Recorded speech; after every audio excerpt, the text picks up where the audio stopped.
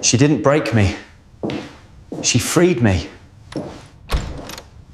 The cockroach staring at me from the bathroom mirror had more dignity than I did at that moment. At least it knew where it belonged. I'm Paul Morrison, 38 years old, and I fix cars for a living in Haven Mills, New York, a town so forgettable that GPS systems apologize when they route you through it. 2 days ago, I was supposed to be enjoying a romantic getaway in Cancun with my wife Rachel.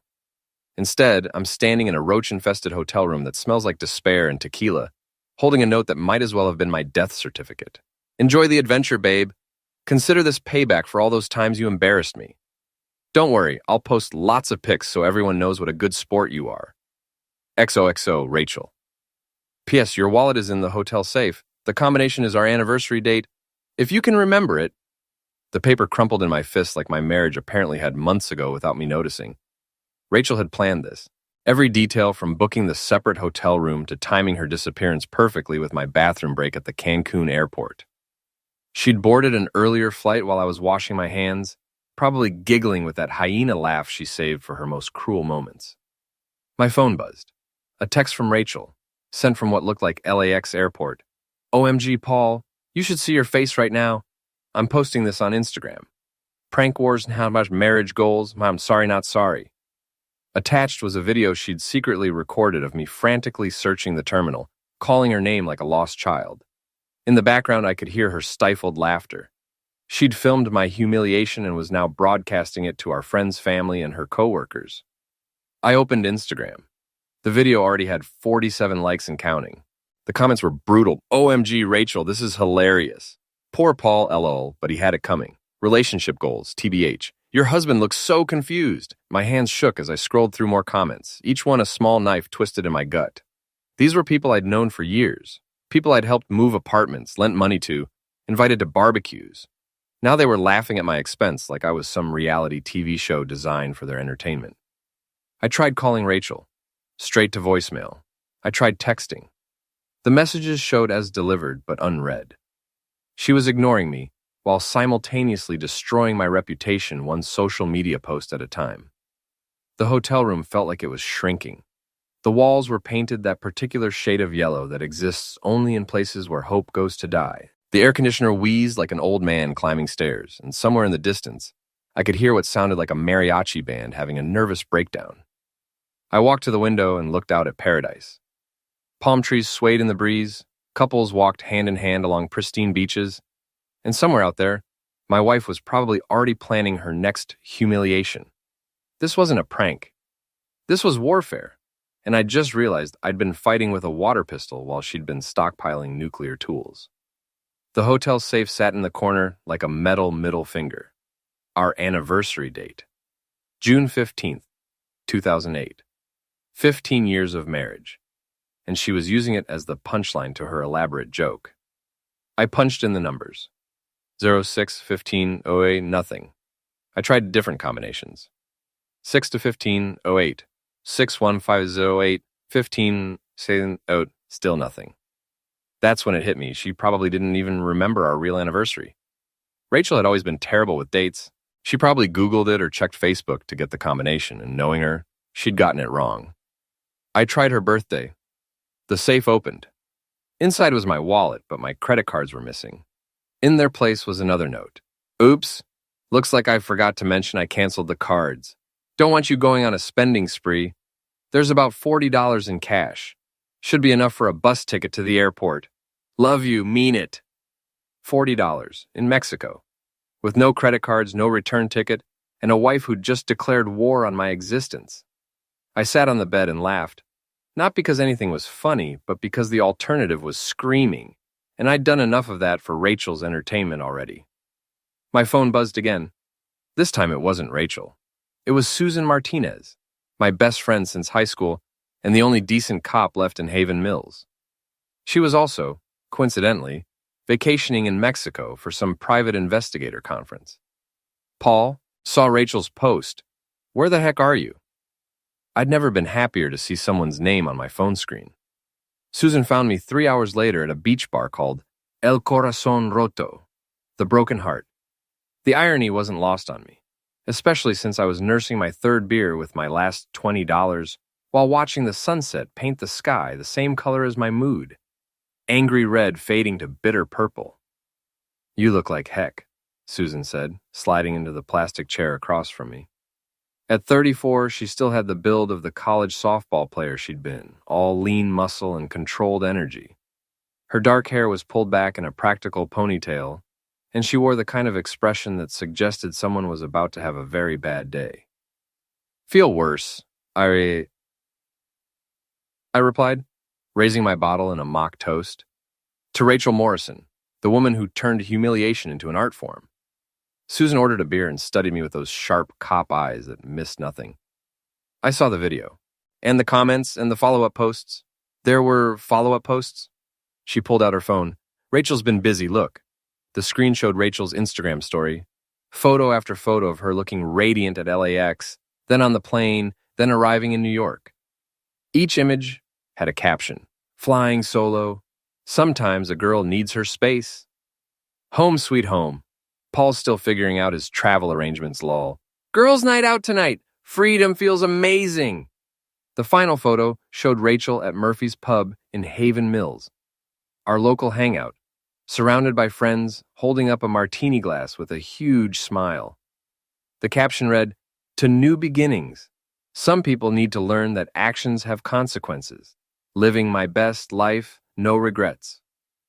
"She's celebrating," I said, the words tasting like ash in my mouth. "She's making a statement," Susan corrected. "The question is, what are you going to do about it?" Before I could answer, a commotion erupted at the bar behind us. A drunk American tourist was arguing with the bartender about his bill, his voice getting louder and more aggressive with each exchange. The bartender, a patient-looking man in his 50s, was trying to explain something in broken English, while the tourist waved his arms and shouted about being ripped off. "These people are all thieves," the tourist slurred, loud enough for half the bar to hear. "Typical Mexican BS." The temperature in the bar seemed to drop 10 degrees. Conversation stopped. The mariachi music from the speakers felt suddenly inappropriate. "Hey," I called out to the tourist, "maybe dial it back a notch." The man turned toward me, swaying slightly. He was about my age, soft around the middle, wearing a Hawaiian shirt that had seen better decades. His face was sunburned and twisted with the kind of entitled rage that comes from never being told no. "Mind your own business, pal," he snarled. "Unless you want to defend these criminals, too." Something snapped inside me. Maybe it was the beer, maybe it was the accumulated humiliation of the day, or maybe it was just the sight of another entitled person treating decent people like garbage. But I stood up, and for the first time in 24 hours, I felt like myself again. "Apologize to the man," I said quietly. "Or what?" I walked over to him slowly, deliberately. "Or I'll help you find your manners." The tourist laughed and took a swing at me. Big mistake. I'd spent 4 years in the Marines before becoming a mechanic, and 15 years working on cars had kept my hands strong and my reflexes sharp. I caught his punch, twisted his arm behind his back, and walked him toward the door while he yelped like a stepped-on chihuahua. "You're going to apologize to the bartender," I said calmly. "Then you're going to pay your bill and leave quietly. Are we clear?" He nodded frantically. I released him, and he stumbled back to the bar, mumbled an apology, threw some money down, and scurried out like the coward he was. The bar erupted in applause. The bartender, whose name was Carlos, refused to let me pay for another drink. Other patrons bought me beers and clapped me on the back. For the first time since Rachel had abandoned me, I felt like a human being instead of a punchline. "Nice work," Susan said when I returned to our table. "Feel better?" Actually, yeah. I did feel better. Standing up to that jerk had reminded me of something important. I wasn't helpless. I'd just been caught off guard. "Good, because we need to talk about what happens when you get home." "What do you mean?" Susan leaned forward, her voice dropping to a professional whisper. "Paul, I've been a cop for 12 years and a private investigator for 3. What Rachel did isn't just cruel, it's calculated. People don't plan elaborate humiliations like this unless they're building up to something bigger. Like what? Like divorce proceedings, where she gets to play the victim. Think about it. She's already established a narrative on social media where you're the bumbling husband who deserves to be pranked. She's positioning herself as the fun, spontaneous wife who's finally breaking free from your boring influence. The beer in my stomach turned to ice water. You think she's planning to leave me? I think she's planning to destroy you, Susan said bluntly. And I think this Mexico thing was just the opening move. My phone buzzed. Another Instagram notification. Rachel had posted a new photo. Her and her sister Brenda at some upscale restaurant, both of them laughing hysterically. The caption read, "When your sister helps you realize you deserve so much better. Here's to women supporting women. Hashtag sister love, know your worth. Bye, Felicia." Brenda, of course. Rachel's older sister, the one who'd never liked me, never thought I was good enough for her precious baby sister. The one who'd been poisoning Rachel against me since day one of our relationship. "Susan," I said slowly, "I think I'm going to need that help getting home, and then I'm going to need help with something else." "What's that?" I looked at the photo of Rachel and Brenda celebrating what was clearly my downfall, and something cold and calculating settled in my chest. "I'm going to need help reminding my wife that actions have consequences." The flight back to New York gave me 18 hours to think, which turned out to be exactly 18 hours too many. Susan had used her connections to get me on a red-eye flight, and as I sat in the cramped middle seat between a snoring businessman and a woman who apparently bathed in perfume, I had nothing to do but replay the last 2 days over and over in my mind. By the time we landed at JFK, I'd reached some conclusions. First, Rachel's prank had been too elaborate, too well planned to be spontaneous. She'd been thinking about this for weeks, maybe months.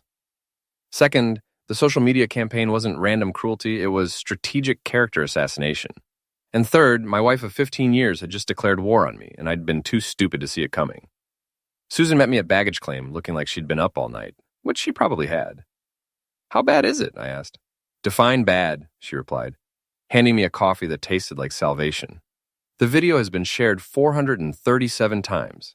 It's been picked up by 3 of those viral content pages. Someone made a meme out of your face, and Rachel's been giving interviews. Local news picked it up. Human interest story about a wife's harmless prank that brought some joy to people's day. She was on Channel 8 this morning, talking about how important it is for couples to keep things fun and spontaneous. I closed my eyes and counted to 10, then 20. Then I gave up counting and just focused on not screaming in the middle of the airport. "There's more," Susan continued. "I drove by your house this morning. There's a U-Haul in the driveway." The coffee turned to acid in my stomach. She's moving out, or moving someone in. Either way, you need to get home and figure out what's happening before she changes the locks. The drive from JFK to Haven Mills takes about 4 hours on a good day. This wasn't a good day. Traffic was brutal, my head was pounding, and every mile brought me closer to a confrontation I wasn't ready for. Susan drove while I stared out the window at the familiar landscape of upstate New York rolling by, strip malls and gas stations giving way to small towns and farmland, then finally to the decaying industrial remnants that marked the approach to Haven Mills. Haven Mills had been a manufacturing town once, back when America still made things. Now it was the kind of place where young people left as soon as they could afford to, and old people stayed because they couldn't afford not to. The abandoned factories along the river stood like tombstones for better times, their broken windows reflecting nothing but empty sky. Our house sat on Maple Street, a dead-end road lined with 2-story homes that had seen better decades.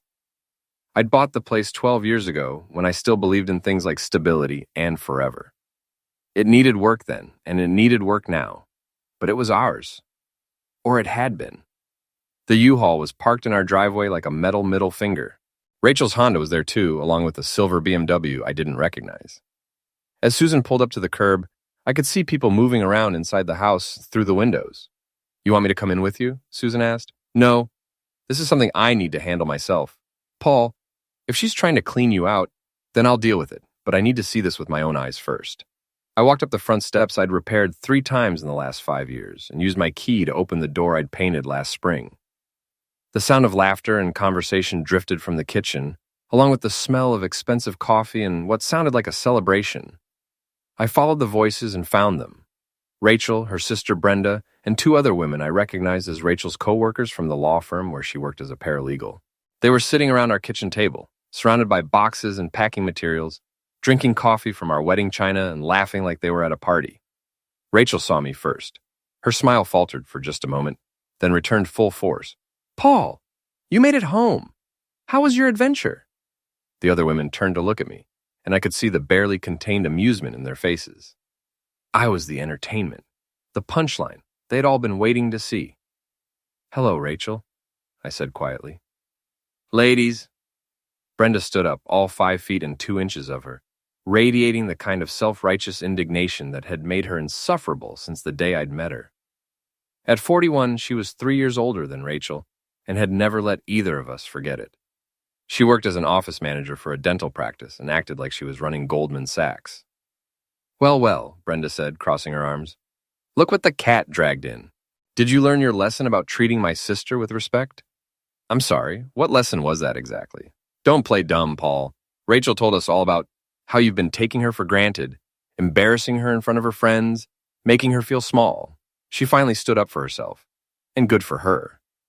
I looked at Rachel, who was studying her coffee cup like it contained the secrets of the universe. "Is that what happened, Rachel? I was taking you for granted." "Paul, don't make this harder than it needs to be," Rachel said without looking up. "We both know this marriage hasn't been working for a long time. Funny, I thought we were just going through a rough patch. I didn't realize you'd decided it was over." One of the co-workers, Jennifer I think her name was, spoke up. "Rachel deserves to be happy, Paul. You can't expect her to stay in a relationship that's not fulfilling her needs."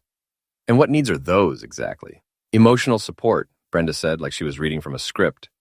"Intellectual stimulation, romance, adventure. All the things you stopped providing years ago." I walked over to the counter and poured myself a cup of coffee from the pot they'd made with my coffee maker in my kitchen.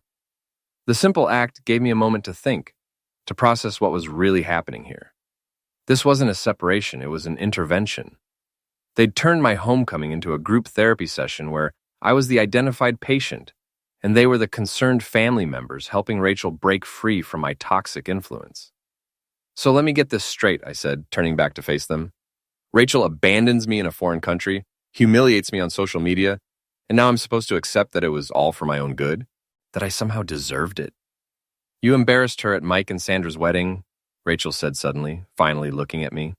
"Dancing with that young waitress, making jokes about my dress, ignoring me all night. How do you think that made me feel?" I stared at her. "Rachel, that was 6 months ago. The waitress was Mike's niece. She was 19 years old. And I danced with her for one song because she was standing by herself looking miserable. And I complimented your dress 3 times that night. That's not how I remember it. And that's not how anyone else remembers it either. But apparently, we're rewriting history now." Brenda stood up again, her face flushed with righteous anger. "This is exactly what Rachel's talking about, Paul. You gaslight her. You minimize her feelings. You make everything about you." "I make everything about me? I'm not the one who planned an elaborate public humiliation and then invited my friends over to celebrate it. It was a harmless prank. It was psychological warfare." The room fell silent. The 4 women stared at me like I'd just proven their point about my unreasonable nature. Rachel sighed dramatically. "I think you should stay somewhere else tonight, Paul. Maybe at Susan's place. Give us both some space to figure things out." "Us both?" "Rachel, you figured things out weeks ago when you planned this whole thing. The only person who needs to figure anything out is me." I set my coffee cup down on the counter and looked around the kitchen one more time. These women had turned my home into a war room, and I was the enemy they were strategizing against. "I'll pack a bag," I said. "But Rachel, this isn't over, not by a long shot." As I walked toward the stairs, I heard Brenda say, "See, I told you he'd be like this. Some men just can't handle strong women." I stopped at the bottom of the staircase and turned back. "Brenda, I've handled your sister's strength for 15 years. What I can't handle is her cruelty. There's a difference, but I don't expect you to understand it." I went upstairs to pack, leaving them to their victory celebration.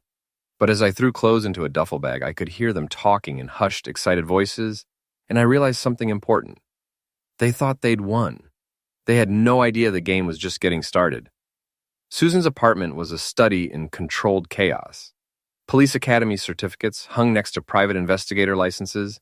Case files were stacked on every available surface, and her coffee table was covered with surveillance equipment that looked like it belonged in a spy movie.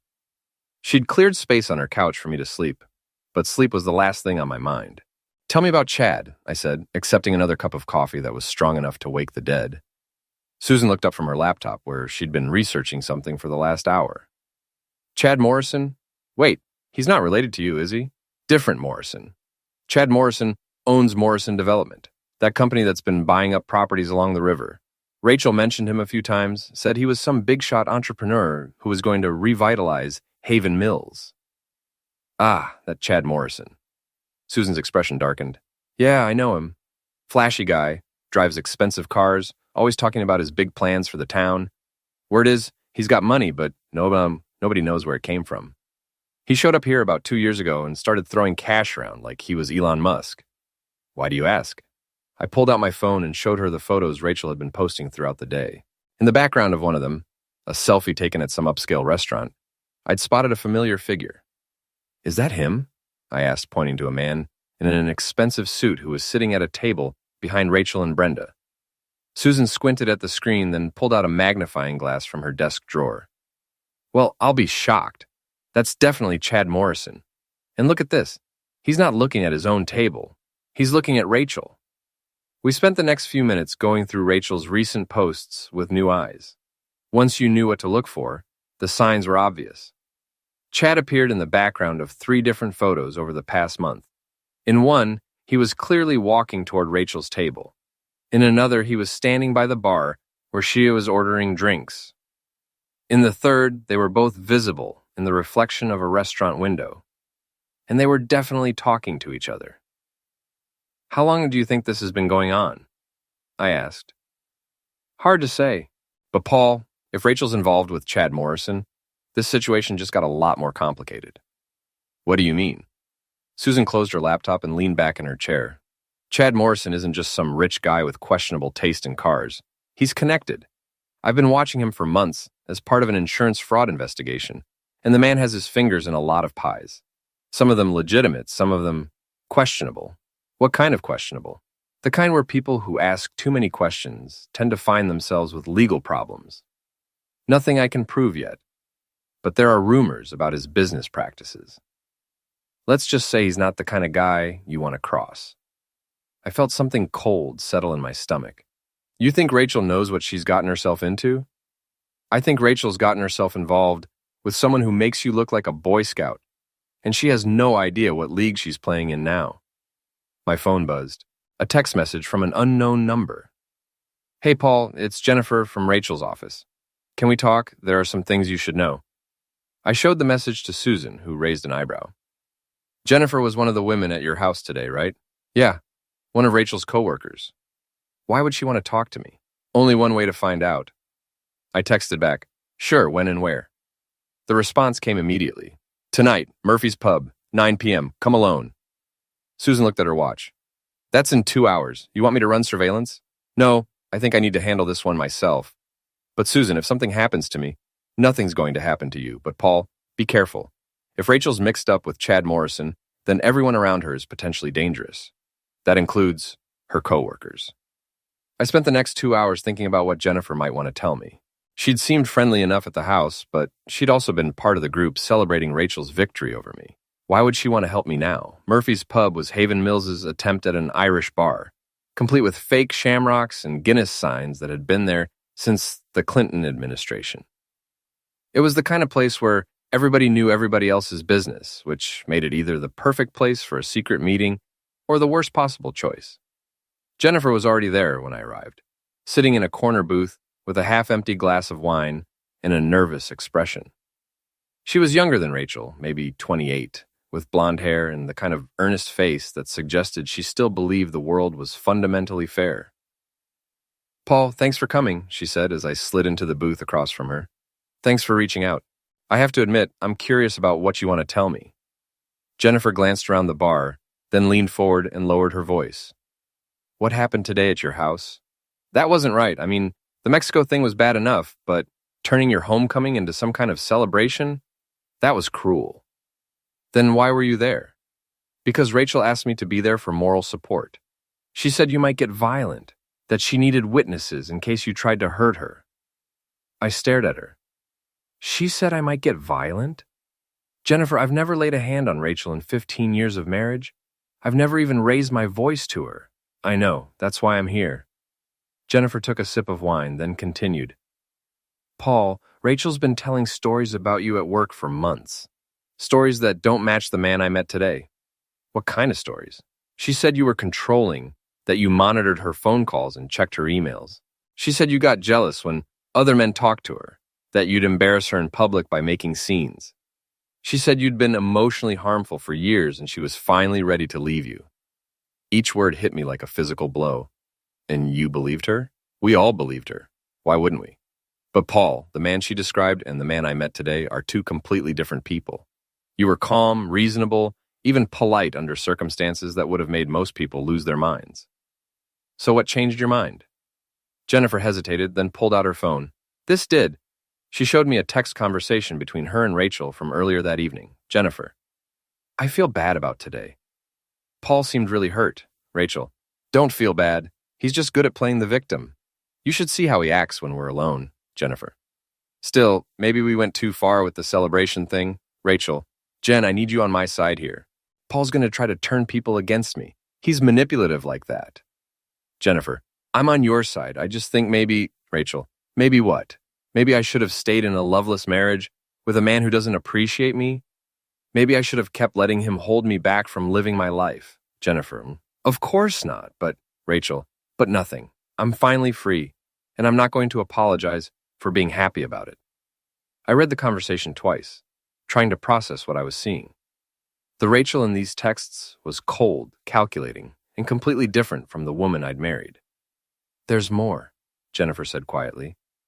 Rachel's been getting phone calls at work, personal calls during business hours. She takes them in the conference room and closes the door. Yesterday I walked by and heard her laughing, saying things like, he has no idea and this is going to be so perfect. You think she was talking to Chad Morrison? Jennifer's eyes widened. You know about Chad? I'm learning about Chad. What do you know? He came by the office last week, said he was interested in hiring the firm for some real estate work. But Paul, he wasn't there to talk to the lawyers. He spent the whole time talking to Rachel, and the way they looked at each other, she trailed off. How long do you think it's been going on? I don't know for sure, but Rachel's been different for the past few months. New clothes, new hairstyle, staying late at work, going out for drinks with clients. We all thought she was just going through a phase, trying to spice up her life.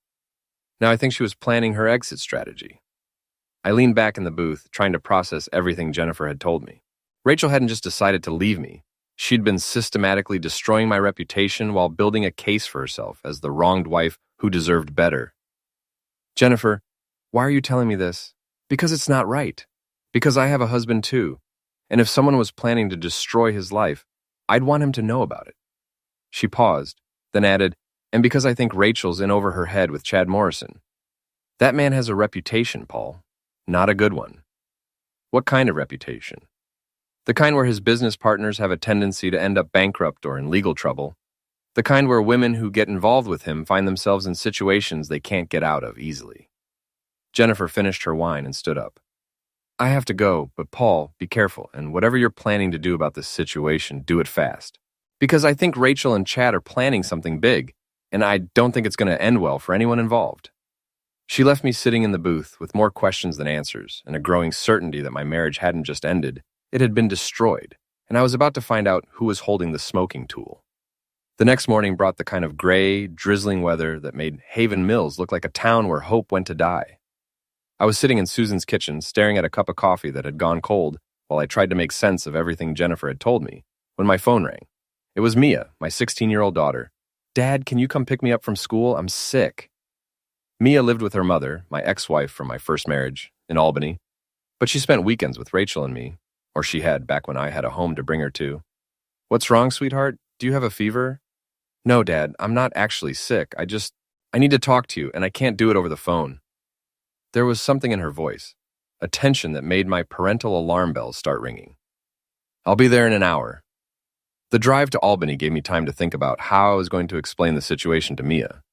She'd always gotten along well with Rachel, and I'd tried to keep my relationship problems from affecting my relationship with my daughter. But if Rachel was really planning to destroy me, Mia needed to know what was happening. I found her waiting in the school parking lot, looking older than her 16 years, and wearing an expression that reminded me uncomfortably of myself. "Thanks for coming," she said, getting into the car. "Can we go somewhere private? Like, really private?" We drove to Thatcher State Park, a place we'd been coming to since Mia was little. The overlook gave us a view of the Hudson Valley that stretched for miles, and on a clear day, you could see all the way to Massachusetts. Today, the view was shrouded in mist, but it was still beautiful in a melancholy way. "Dad," Mia said after we'd been sitting in silence for a few minutes, "I saw the video." My heart sank. "Mia, I can explain." "You don't need to explain anything. I know Rachel, remember? I've been watching her manipulate people since I was 12 years old." I turned to look at my daughter, really look at her, and realized she wasn't a little girl anymore.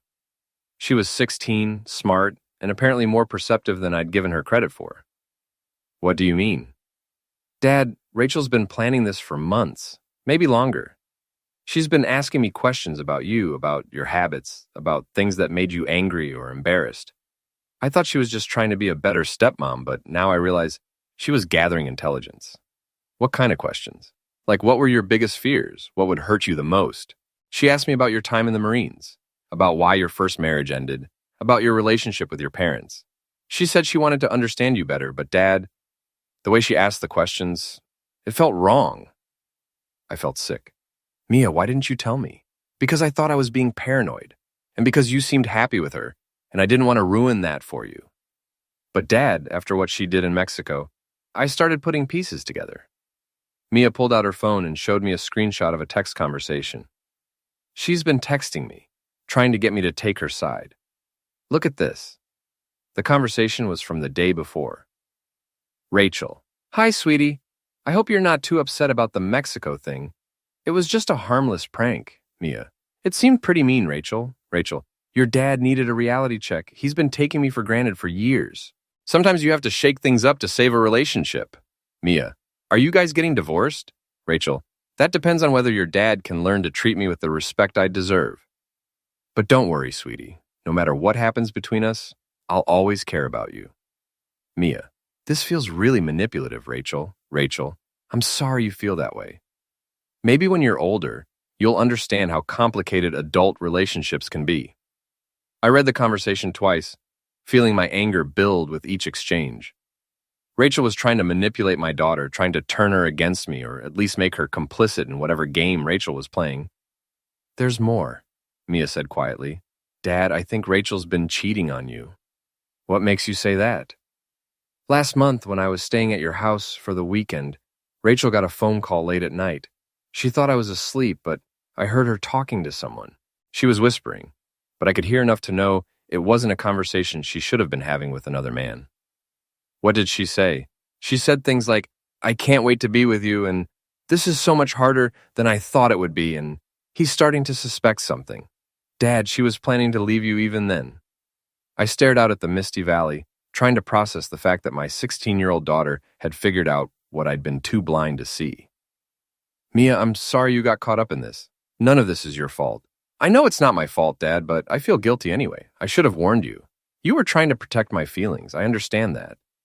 We sat in comfortable silence for a while, watching the mist roll across the hills. Finally, Mia spoke again. "Dad, what are you going to do?" "I don't know yet. But Mia, I need you to promise me something. Stay out of this from now on. Don't respond to Rachel's texts. Don't take sides. Don't get involved in whatever's about to happen." "What's about to happen?" I looked at my daughter, this smart, perceptive young woman who'd been trying to protect me from a truth I wasn't ready to face, and made a decision. "I'm going to remind Rachel that actions have consequences." "Dad, that sounds ominous." "It's supposed to." I drove Mia back to school, then headed home to Haven Mills with a clearer picture of what I was dealing with. Rachel hadn't just decided to leave me. She'd been planning a campaign of psychological warfare designed to destroy me completely. She'd enlisted my own daughter in her intelligence gathering, tried to turn Mia against me, and was now celebrating her victory with her friends and her new boyfriend. But Rachel had made one crucial mistake. She'd underestimated me. She thought she was dealing with the same Paul Morrison who'd spent 15 years trying to make her happy, who'd swallowed his pride and ignored the warning signs and pretended everything was fine when it clearly wasn't. She had no idea she'd just declared war on a man who had nothing left to lose. By the time I got back to Haven Mills, I'd made several decisions. First, I was going to find out everything I could about Chad Morrison and his relationship with my wife. Second, I was going to document every lie Rachel had told and every manipulation she'd attempted. And third, I was going to make sure that when this was all over, everyone would know exactly who Rachel Morrison really was. I called Susan from the parking lot of Murphy's Pub. "I need your help," I said when she answered. "What kind of help?" "The kind that's going to require all of your investigative skills and probably some equipment that's not entirely legal." "Paul, what are you planning?" "I'm planning to give Rachel exactly what she deserves." There was a pause. Then Susan's voice came back, careful and professional. "Paul, I can't be involved in anything illegal. I'm not planning anything illegal. I'm planning something much worse than that." "What's worse than illegal?" "The truth."